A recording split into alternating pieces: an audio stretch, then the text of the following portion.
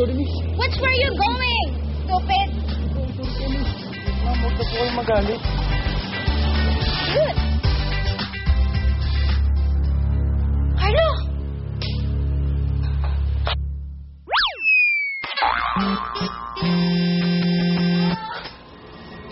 Gusto kong matikman mo ang lahat ng sakit na ginawa mo sa akin.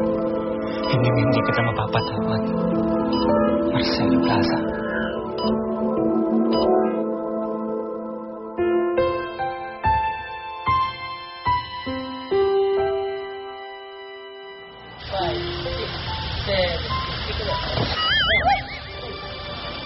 Sorry po!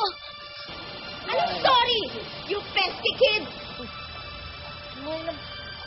Ay, sarap-sarap ng tulog ko dito and you disturb me with your clumsiness? Paano kung babasagin yung baso niyan? Eh, di nasugatan pa ako! Sorry po talaga. Hindi ko naman po sinasadya eh. Sorry? Gusto mo ihulog kita dito sa pool? Ha? Face me! Face me!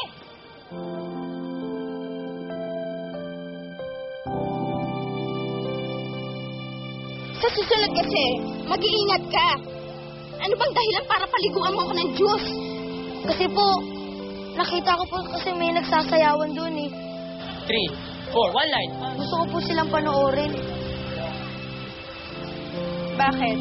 Marunong ka bang sumayaw? Opo. 5, 6, 7, 8. Okay. Sa'yo ba galing ang bulaklak na to? Oo, sa akin nga. I know you're fond of flowers. Lalo na kung kulay pula. Kaya pinadalan kita ng red roses. That was before, Daniel. Hindi na ngayon. Thank you anyway. Siya nga pala. I wanna say thank you for saving my father's life. Salamat.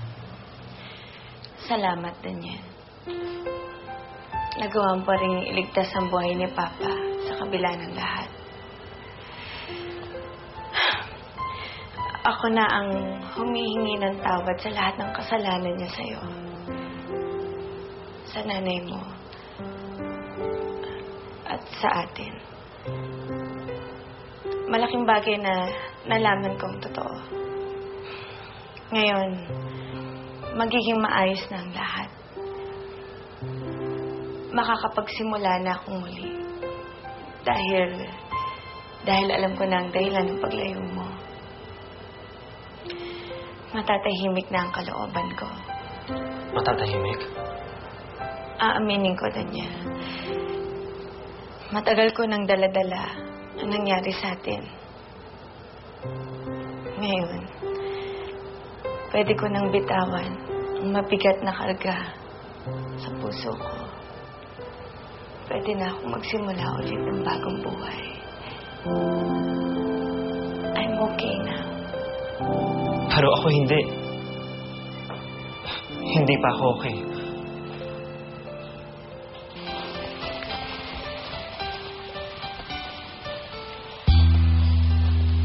Ang laki ng pinagbago ng resort ni Senyor Marcelo. Parang may yata ako naliligaw. Pero ito yung opisina ni Ma'am Rochelle.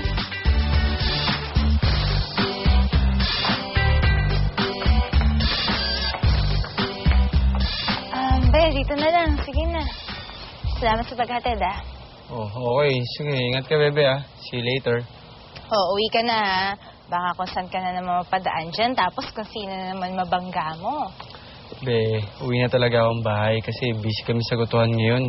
Kailangan na ako ni tatay. Ang buti naman. Sige na, malilate na ako eh. Uwi na, ha? Bye-bye, be. Bye-bye. Iho, sandali. Baka pwede magtanong? Alam mo bang opisina ni Rochelle Plaza? Kasi kanina pa ako naghahanap eh. Hindi ko makita eh. Okay, sandali lang po, ah. Nako, sayang po. Kasama ko po yung bebe ko. Assistant po ni Ma'am Rochelle yun, eh.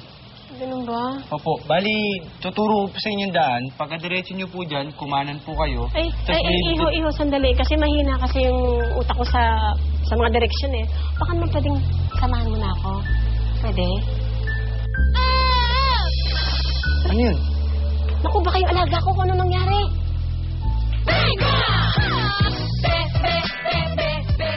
Anong ibig mong sabihin? Akala ko sa tagal nating hindi nagkita nakalimutan na kita. Pero hindi pa pala.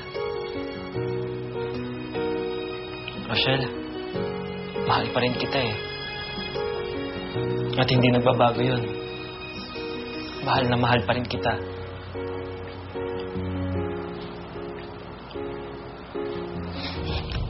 Sino pong Julian yun? Yung alaga ko. Kapatid yun ni Rochelle Plaza. Saan nandun yung batang yun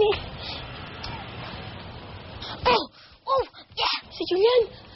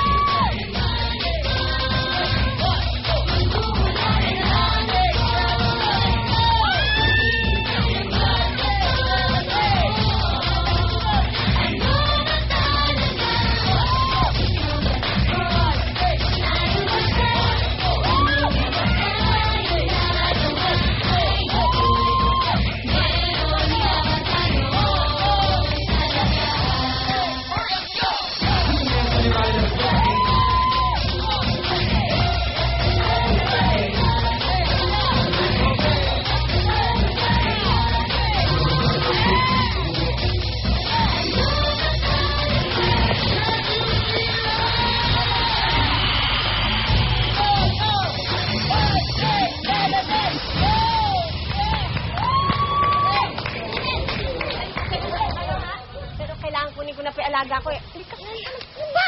Layo, sumasayaw pa ako eh. Hindi. Kailangan umalis na tayo, no? Pagagalitan ka ng Ate Rochelle mo. Sabi mo sa akin, tatawagan mo ako. Hindi na, kasi baka mawala ka katulad ko. Hindi ka nakakausapin mo pa ang Ate Rochelle mo eh. Sige, next time ulit ha. Ingat po. Thank you po. Yaya kasi. Ano? Yaya. Okay na. Kapatid niya si Rochelle Plaza.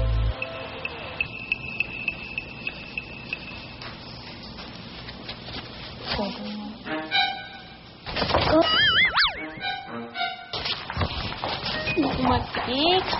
Ikaw ang boss ni Hilda. May Edward na may Daniel pa. Iba talaga yung appeal ni Hilda, no? Makamandag. Hindi lang basta maraming boys. Ang kagwapo din. Nga kayo maingay dyan. Nakakasira kayo ng momentum. Kakakilig pa naman yung mga eksena.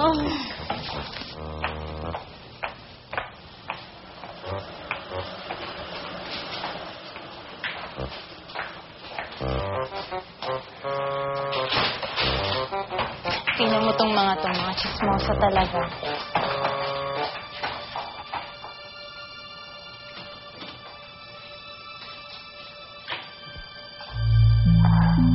Be!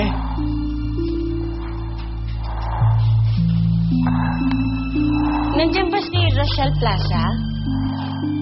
Ana, Julian.